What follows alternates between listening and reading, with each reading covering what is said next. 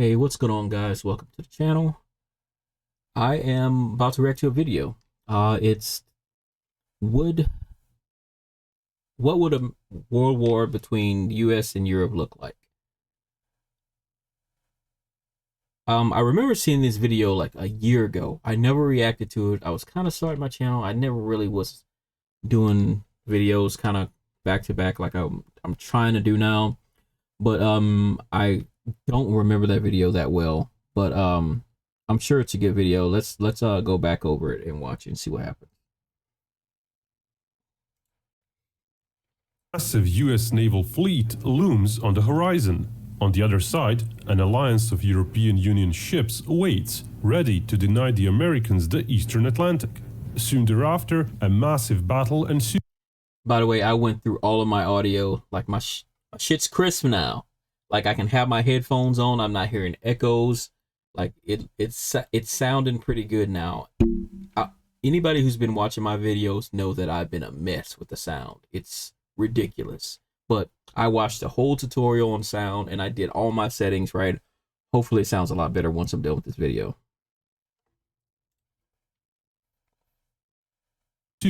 With a dozen carriers, dozens of submarines and countless planes fighting it out. That's what could happen if the US and the European Union suddenly went to war with each other. The two superpowers total almost 800 million souls together. The great expanse of the Atlantic Ocean is between them. So how would such a war be waged? And which side could take away their opponent? I think the clear advantage that the United States have, if you remove the military, just we're talking about land mass, we're talking about versatility in the land, and you're talking about just access to the ocean. You would have to, not to mention you would have to fly miles and miles and miles to get to all the air bases in the United States. There's air bases everywhere in the United States. Everywhere.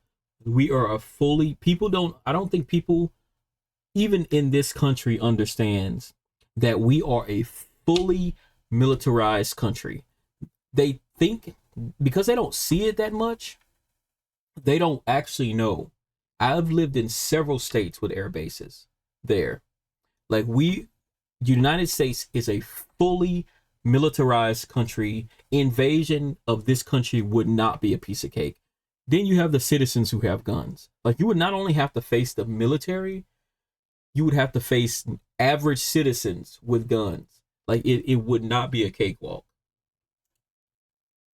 Opponents' territories.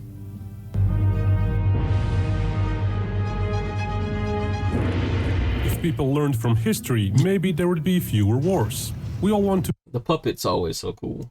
Better ourselves and learn more. With the help of Blinkist, which is sponsoring this video, learning can be quite quick. Elmer Drukov. Blinkist offers you summarized non-fiction books. Basically a group of curators and editors pick and condense interesting books on a myriad of topics, like history and economics, technology, biographies, and many more. You can either read or listen to the book's blinks. Most books are condensed to just 15 to 20 minutes.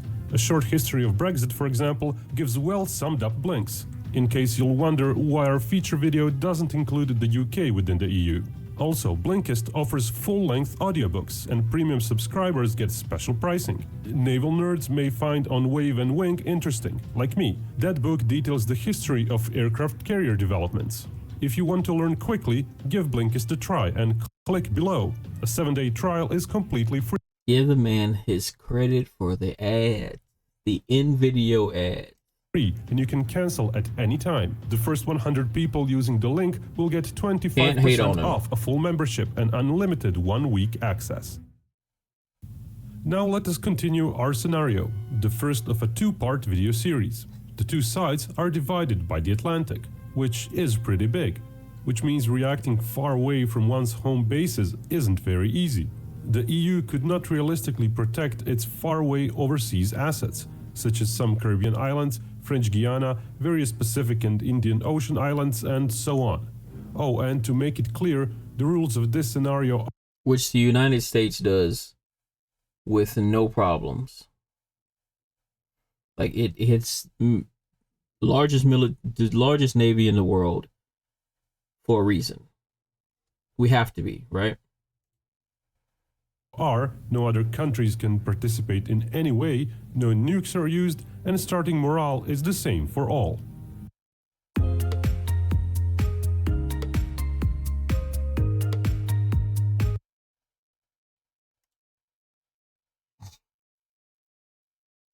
If hostilities started in just a few hours with no warning, US bases across Europe would be trapped. For now, the scenario will assume that wouldn't happen, and a pullout of forces before the war would be possible. More about the other option in the second video. If the EU wanted to hurt the US on US territory, it would first have to sail there. Reaching the Western Atlantic would be theoretically doable, but hard, as it would mean meeting the might of the US Navy. Surviving to reach the US. And we all know what the US Navy looks like. We all know what kind of fight that would be.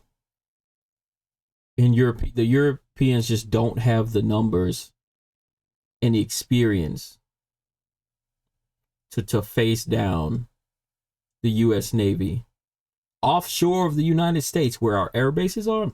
Nah. Assets elsewhere, like in the Pacific, would be all but impossible. The EU doesn't even have the network of sufficient support bases and underway replenishment ships needed for such massive operations to support dozens of ships months at a time. In practice, the European naval fleet would likely be sunk halfway to the US. Look at the numbers.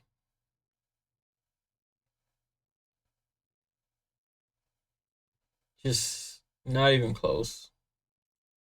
In the Atlantic if it tried to reach it. As soon as it moved out of the protection of land-based aircraft, US air supremacy would take its toll. Spanish and Italian carriers have much more capacity than they have carrier-compatible jets. The Spanish ship or one of the Italian ones might not thus carry planes. Facing such paltry fighter numbers, the US fleet would reign victorious with its numerous aircraft carriers. The US Navy and Marine Corps do have more than enough planes to fill out all of the 20 carriers 2 times over. Look at the numbers. And I believe this is, at the moment, this is actually, it's 12. It's no longer 11. It's 12 or 13, I think. It's no longer 11 aircraft carriers. And then you got various smaller ships and crafts, fighters, helicopters. It's just over. But on short notice, there would be fewer jets available. In reality, look at this. Look at the numbers. Look how crazy this is. I'm pointing at my screen like y'all can see me pointing at the screen. It's crazy. But look at the numbers. Look at this. Not even close, bro. Even fewer than 600 for the US and 50ish for the EU due to maintenance requirements for the carriers. With all its reserve and training planes, the US inventory is much bigger, and US land-based aircraft would enter the fray as well as the EU fleet approaches. So it's pretty evident it's the EU that would be on defense here, with its fleet hugging its coasts and being protected by its land-based aircraft. Another reason why the European fleet would most likely operate defensively is that its ships were primarily designed for such roles. US ships are on the average quite a bit larger than the EU ones. Small ships of under 2,000 tons as well as fast attack missile boats, which Europe also uses, would struggle to even operate in the Atlantic properly. But the same small attack boats and corvettes could be still lethal in certain circumstances when defending a coast or an archipelago. Which brings us to the more important issue than comparing pure numbers. Just what territories would the EU defend? As said, the Caribbean and other farther away lands would be indefensible. But there are some territories closer to Europe that the EU... I don't know, they say that the Caribbean would be indefensible. I disagree. I think that the US has the capacity navy-wise to defend any countries or bases that's in Caribbean or northern South America because of the amount of land-based aircraft that we have. You know what I mean. I think that we could actually do that. EU would likely draw a line at. Near North Africa, there are the Spanish-owned and thus EU-owned Air bases. Canary Islands. A little bit to the north are the Portuguese Madeira Islands. All those are quite a bit away from the European mainland, so protecting those would not be easy. But perhaps even more vulnerable would be the Portuguese-owned Azores, with the westernmost islands of the archipelago being over 1,000 miles away. The Azores would be perfect basis for further US conquests.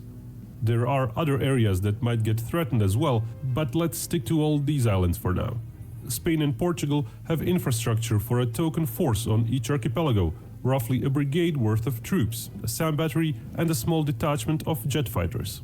Ports could also help supply a certain smaller number of ships. Commercial airports could house a few hundred jets if need be. Repurposing airports and militarizing the islands would take months, but the US too would need months to gather its Pacific and Atlantic fleets into one massive naval force. Yeah, you're talking traveling. You'd have to move the Pacific Fleet from the West Coast, probably bring it down through the Panama Canal, and cross. Can a carrier get through the Panama Canal? I've never thought about it. Is a Nimitz aircraft carrier too big for the Panama Canal? Can't be, right? Because they bring cargo ships through there, right?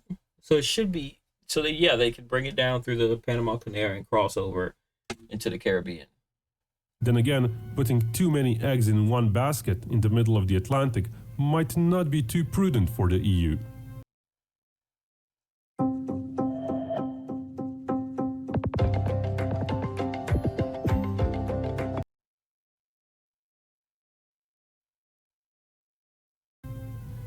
In a way, cramming too many jets onto those island bases might be dangerous for Europe.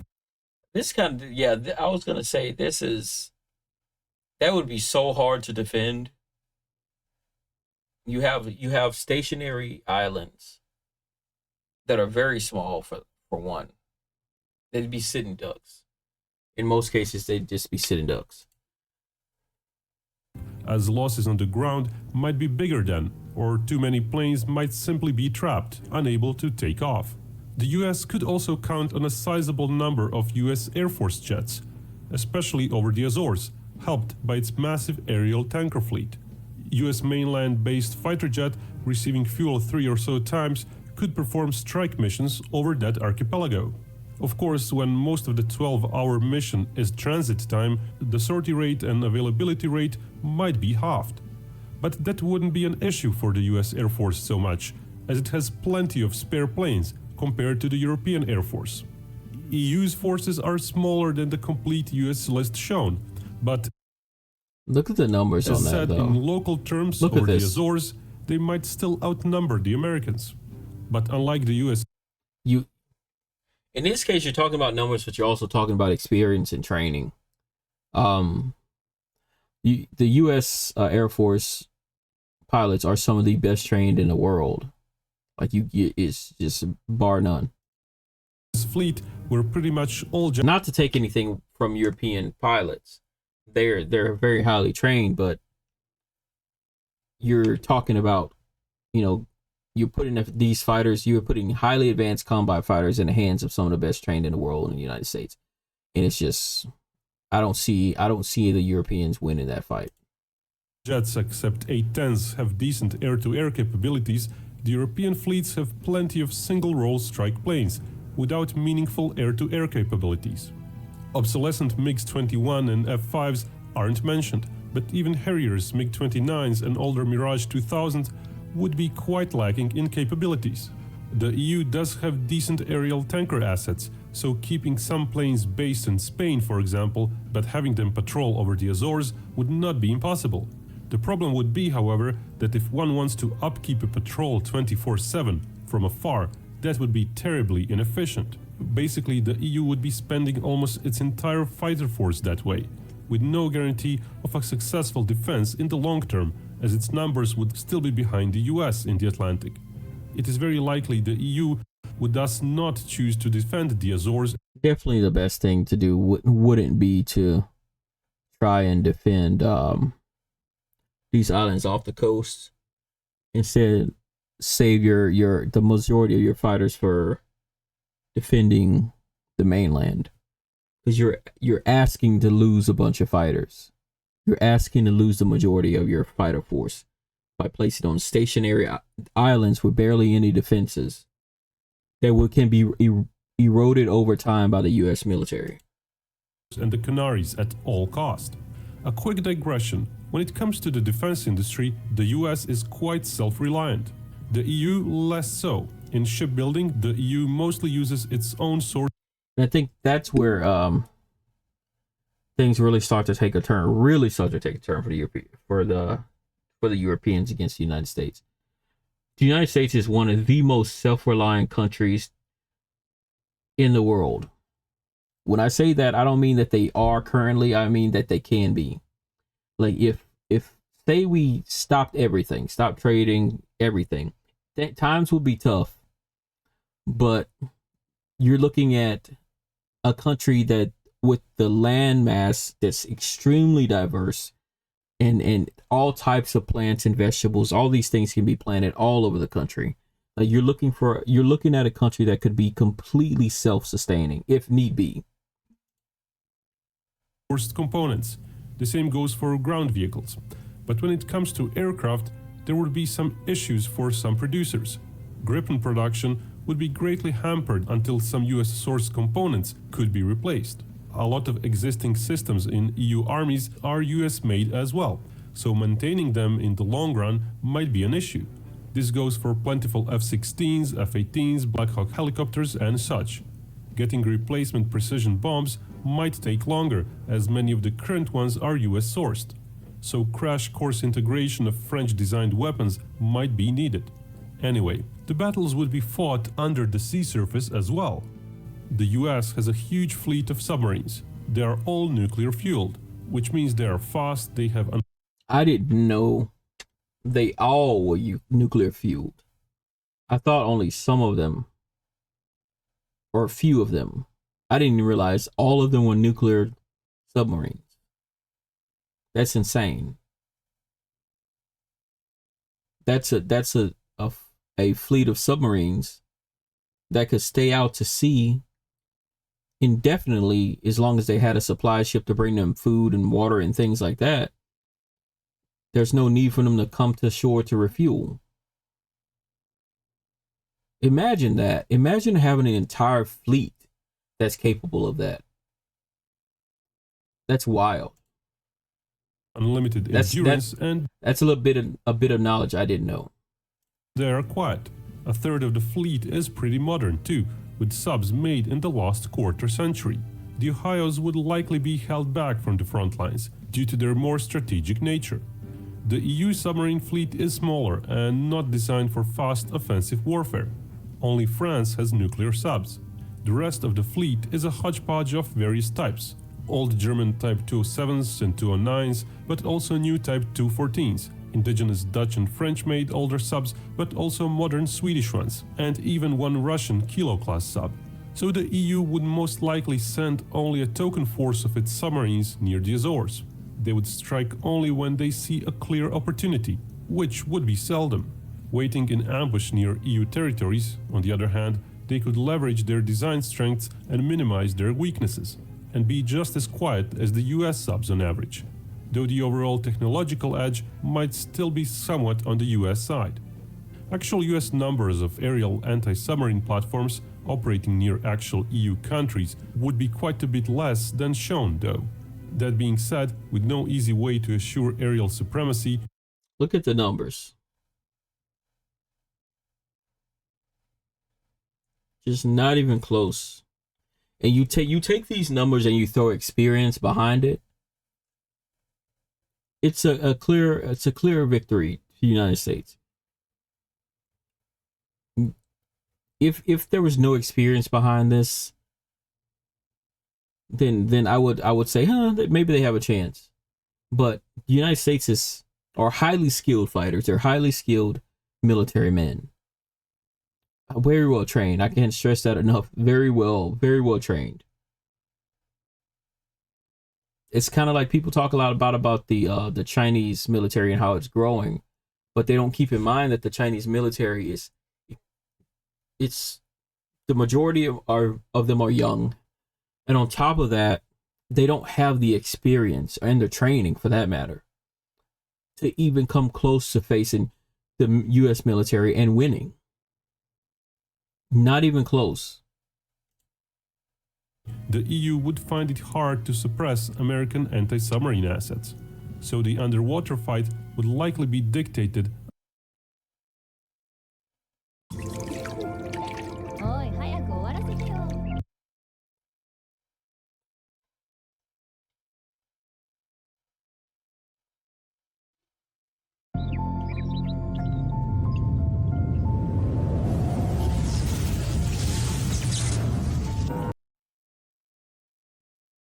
a bit more by the US than the EU forces. The US Navy would not likely see large losses as long as it keeps away from EU islands. But in taking the Azores, the Canaries and so on, the US would have to place its amphibious ships very close, which means also placing protective ships close as well. Suddenly, instead of having to search a huge part of the ocean to find targets, the EU would more or less know where the US ships are. As said, the EU would have to split their forces to defend other territories as well. The US would almost certainly go for Greenland as well. The US already has some bases on Greenland, and both Denmark and US upkeep a few hundred military personnel on the island.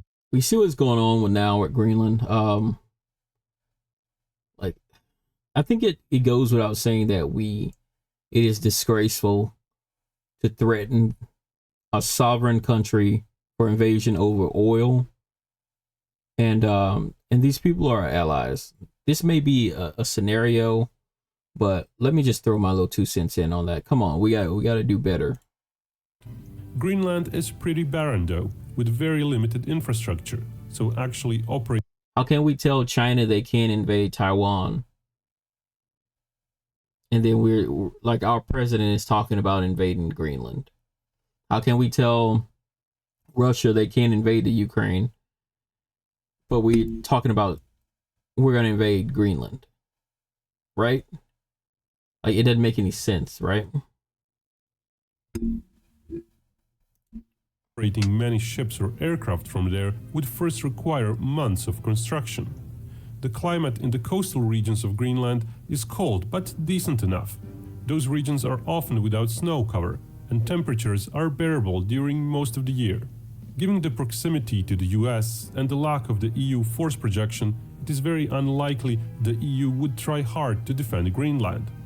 Since there would be plenty of areas that might get attacked by the US, the EU would likely consolidate its forces on defending just the key areas, the EU mainland and one overseas country, Ireland. It has to be pointed out that the whole scenario of this video very much depends on a single postulate, that the EU acts unified. Right now, each country has its own foreign policy and own defense policy. Without a unified front in those areas, the EU would be visibly weaker. Also, while the US military trains in unison, various EU countries don't have as much experience in training together or cooperation. Ireland, unlike the Azores and Canaries, is more defensible. It has ample infrastructure. It's much closer to bases in France, providing layered defenses. The Faroe Islands would also likely be protected at all costs. Similar to Greenland, they are an autonomous Danish region, but closer to the EU. Still, given their isolated nature, they might eventually fall to the US if America tries hard enough. Going after Ireland would be very hard. The distance from the mainland US is considerable. You definitely have to get a little close to the EU to try and get Ireland. After a few months, newly constructed US bases on Greenland would help to an extent. But bases on the occupied Azores and Canaries would be key. It is very likely that the US Air Force would have a few hundred planes stationed less than 1,500 miles from Ireland. And I honestly don't see them being able to do anything about it. No offense, but I don't see the Europeans being able to do anything about the United States building bases on those islands. Several hundred more occasionally operating from the mainland US with the help of aerial tankers, and a few hundred more of carrier-based planes. Months would pass as the US establishes control over the Atlantic, and many ships would need maintenance, so for further ops near Ireland, fresh ships would be needed, which means only a part of the US carrier fleet would ever be in battle theater at any one time. The US has pretty big airborne and amphibious assault forces, but whether they are big enough to help take Ireland, especially after some prior losses on the Atlantic Islands, is another matter. Everything described up to this point would take time, months easily, over half a year likely. Air attacks on Ireland would increase gradually before an assault attempt, so the EU would really have half a year to turn Ireland into a self-sufficient fortress. The Republic of Ireland has some 5 million residents. It is also consistently near the top. I will say that I've noticed that the Irish people of Ireland are actually fairly patriotic. They may not like the United Kingdom. They're not a fan of them for good reason. But I definitely don't see them allowing the United States to come in and just attack United Kingdom or rest of Europe, for that example. But yeah, I think that they would definitely band together, and it would be a complete problem to try and invade that island. Top of the most self-sufficient countries when it comes to food. Adding 500,000 or more EU troops to Ireland and supporting them would likely not be much of an issue, especially since the US would be unable to completely close off the influx of goods to Ireland. But definitely that supply corridor from France to Ireland would be under near constant naval and air attacks. If the US tried to keep the corridor fully closed, it would have to actually park a huge chunk of its navy there, and that would mean whatever ships are there would be constantly exposed to EU attacks. It would be an unwise move that would cause the US unsustainable and inexcusable losses. Before the landing, the Aegean cruise missiles would definitely come handy to the US. The EU has far fewer, and it's likely it would save up most of them for... They don't have much of an iron shield to try and stop cruise missiles, and everybody knows that if you know anything about cruise missiles, once they get going, it's hard to stop them. Once they get up and at them, it's hard to stop them. Especially if they're moving at supersonic. Oh, it's hard to stop them. Sporadic harassment of US bases on the Azores and the Canaries. It has to be said that the cruise missiles would not be used by either side in doomsday salvos. Neither side could actually have enough launching platforms in range to unleash 1,000 missiles at once. And the number of targets in the EU is staggering, which would likely mean the US too would use its missiles on select targets, like the island bases, Spanish, Portuguese and French ports, select air bases, and of course the Republic of Ireland as a whole, certainly hindering both the EU's resupply efforts over the sea and the EU's presence in the air. But more about the end war and the invasion of Ireland in the second part of our video series. And remember, Binkov made... This is a cool video. I'm gonna try and react to a few more of these. I've been trying not to do videos that are too long. There is actually one that I wanted to react to, but it's like 2 hours long, and I can't. I'm gonna try and chop it up into smaller videos. But thanks for stopping by. Thanks for watching my videos. I know I stutter a lot sometimes. I appreciate it. Like, comment, subscribe, share. I really appreciate it. Thanks for stopping by. Peace.